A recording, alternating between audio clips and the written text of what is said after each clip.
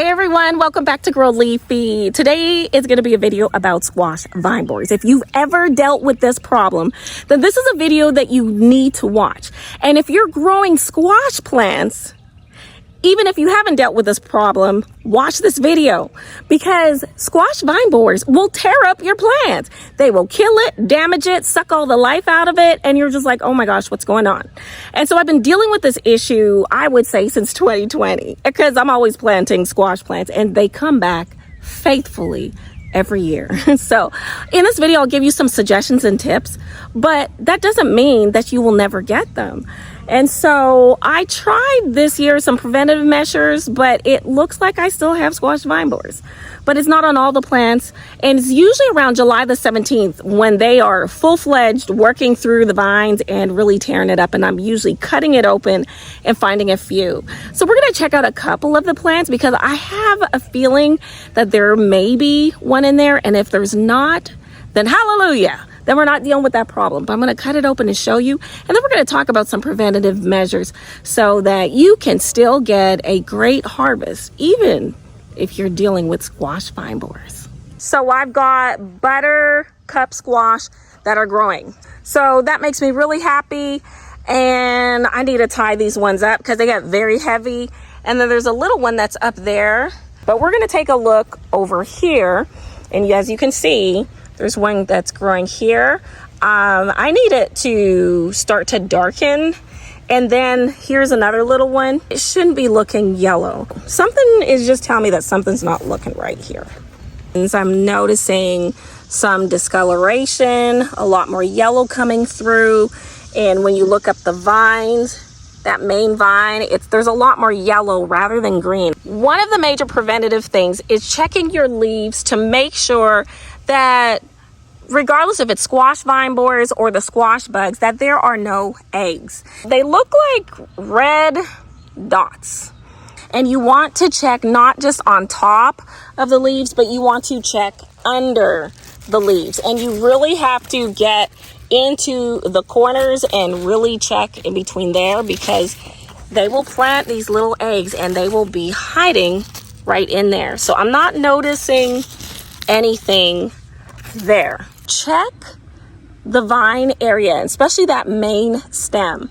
And right at the main stem, and particularly at these spots right here, you will notice some frass. That looks like a yellow, powdery, mushy-ish type thing.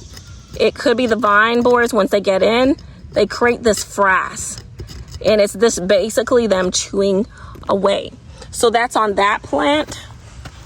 When you start noticing these things, you want to do something quickly because it will kill your plant very quickly. And the other thing that I'm noticing right here, look at that split right in there. And that's the area where I'm going to cut. Another thing that you may notice is that the leaves will look completely limp. So today, these leaves, I noticed that they all, like the whole plant just went bloop. It was really limp. And I was thinking, maybe it's just the heat. A lot of times the leaves will just do this and just hang really low just because it's the heat and we're going through a heat wave. But the other ones over here were not limp. First, let's get into talking about some of the preventative measures that you can do before we start cutting it open. Because once I cut it open, we're going to go all into it. But this is a kabocha squash plant. These two plants are, okay?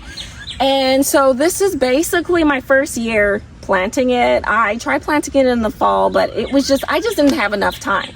These are warm, loving plants, and these plants need to be planted in warm weather, and they need to have enough time to be able to grow.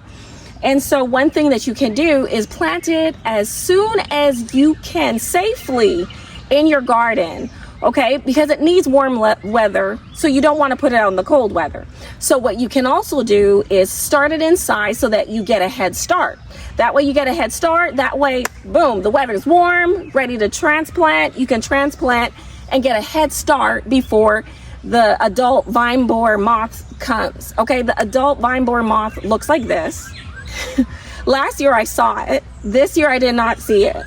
So I was like, and I've been watching out for it, but I've been seeing other kind of moths, but I didn't see it.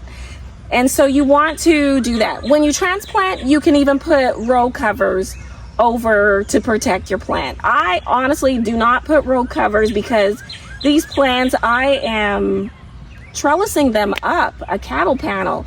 And so it's just really not feasible for me to do that. I would have to probably like wrap it all the way around. And I mean, I could do that, but I haven't figured out a way of how I could do that in here with it growing up a trellis. But if you have it growing in a way where it's not trellis like that, and you have the capability of putting a cover over it while it's young, while it's still really low, you can do that. Once the flowers bloom and you have blooms, then you need to take that row cover off, because the blooming is very important for the pollinators to be able to have access to pollinate it, or you're not going to set fruit. So make sure you take it off as soon as you see the blooming happen. I typically don't see the adult vine borer moth typically until around the end of June, really when the weather really starts warming up and the leaves start getting really lush and the blooms start popping out. Okay, summer has hit, and that's usually when I started seeing them. They're the most active, and then I'm not seeing them active in the fall. But during the most busy time that I need these plants to do their thing, these squash vine borers are also trying to do their thing as well.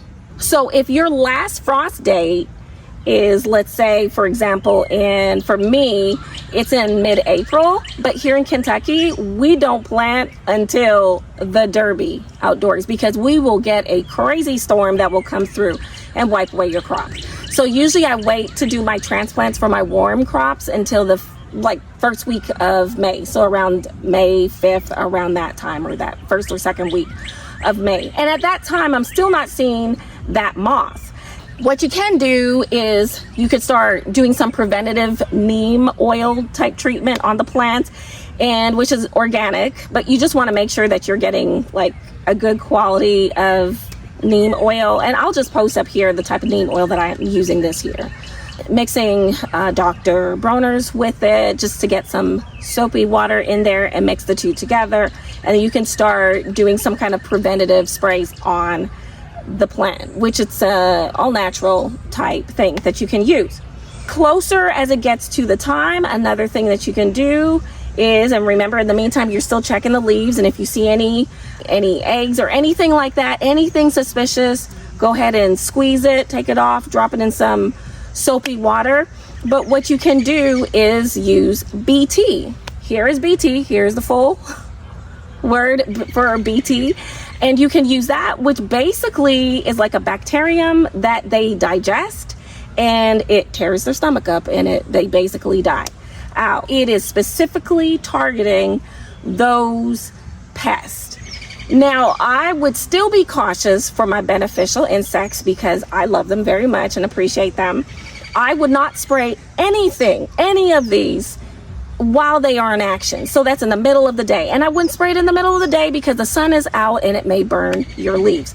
So spray it late in the evening or very early in the morning before you even see the pollinators active, before you even see the blooms open. You just want to make sure that you are also protecting the beneficial insects. You don't want them to be deterred or affected by it as well, even though it's not supposed to affect them. You can also even wrap the stem. You can wrap it. I've done that before. Wrapped it with tin foil. I actually have this tree wrap that I bought for my trees, but I'm going to use it today to wrap it. But I didn't wrap them this time. I probably should have. But let me tell you, these insects, these pests, they're so clever, they're smart. You try one thing and then they'll go another way to try and damage the plant. So you want to try different measures, not just one, just different multiple measures. Stay on top of it, continually monitor the plant, just so that you can make sure that you're catching them, because they are very smart and they will find different ways to target the plant. Crop rotation, that's another thing.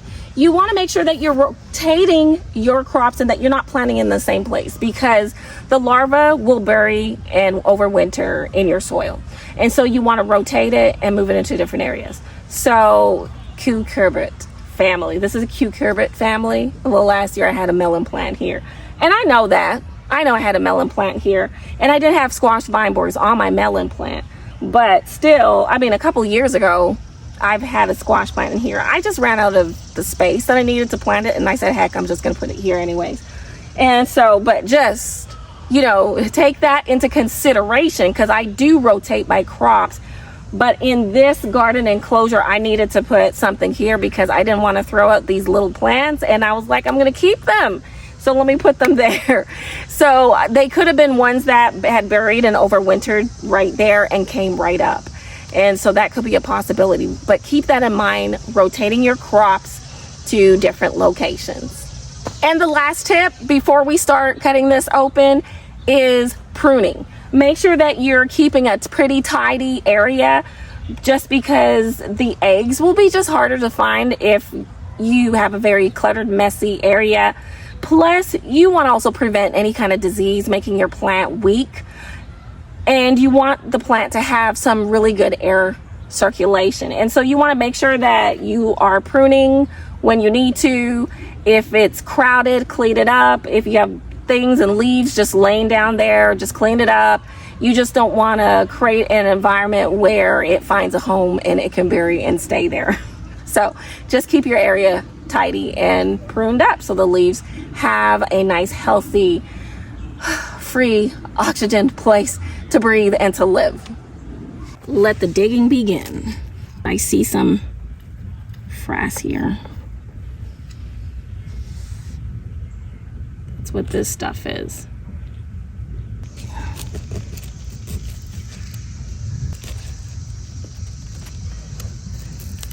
I hate cutting open my plants.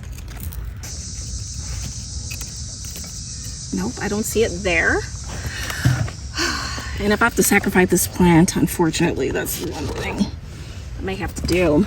So I don't see anything there, but I saw frass. So I don't know if the vine borer has moved up to a different location. So I'm going to, if anything, if there's a little baby one in there, usually by the time I pick them out, they are large and they are huge. It's just got this gooey thing inside. I'm like, that's not normal. Kind of hard with one hand. Take a look at that. You see that ooey gooey? That's been chewed. I'm going to seal this up and hopefully the plant, because I see a lot of frass in here. Even though I did the cutting and cut this plant, the vine borer was somehow traveling up in there and I just can't find it. I'm gonna have to, I know, just go ahead and cut this whole plant down, but I'm gonna let this ride, just kind of see what happens with it. Good thing is I did not see a vine borer. However, I'm still skeptical about that frass because that is a characteristic of it. And I have a feeling that that vine borer that's in there could be working its way up, and I'm not cutting the whole plant. I already cut enough of it and I want the plant to still be able to thrive. So I'm going to wrap it up. I'm actually going to spray some BT in that area, and then I'm going to cover it up with some soil so that that plant at the base has soil around it just to help it to grow back stronger again. And then I'm even going to throw a little bit of worm castings on there just to give the plant a little bit of some nutrients as well. And then I'm going to monitor it, because now that I performed like the surgery on this plant, I'm going to make sure that it is watered, that is really taken care of, and that I'm paying attention to it. And if anything else goes wrong with it, I will let you all know, and I'll just continue. I'll let you know about the outcomes of squash vine borers and my plants. Okay, that's it.